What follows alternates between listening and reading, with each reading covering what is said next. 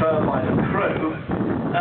They started off giving them all royal names for the German royal families, and I told them to stop doing that because they didn't want to hear that the tank called the Crown Prince had been knocked out. It was not good for morale, so they went back to giving them more fanciful names.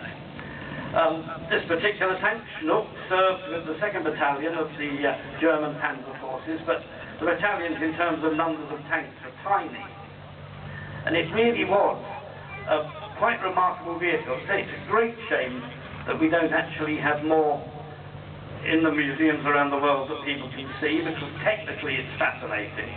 But I think this one demonstrates very well how it would only really be happy on nice flat ground. Anything with shell holes in it or trenches and so on, that would handicap this tank. It wouldn't do to stop a British tank. The tank we designed could deal with it easily.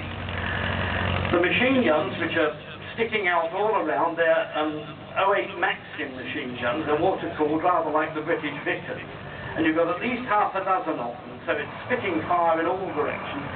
Probably much more like the word mobile, but then it's just fired its 57mm gun for you. Probably actually some people over there, but there we are. One thing you'll notice that the A7V, because it was sprung, it could actually fire on the move with some faint hope of hitting something.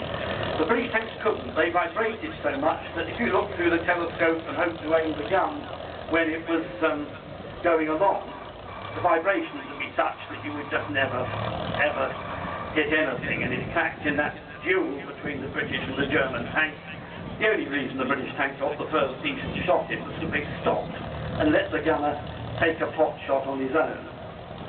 So there's Schnuck, just working away off, and with a bit of luck now we should be followed by something from the years between the wars, which is our star of attraction, at least as far as I'm concerned, the Rolls-Royce Armoured Car.